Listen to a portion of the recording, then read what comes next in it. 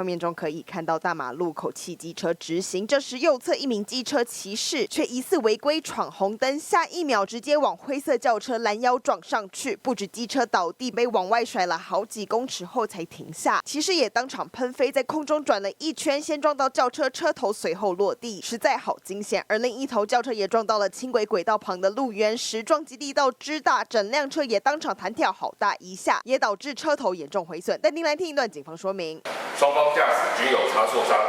经送医检查后无生命危险，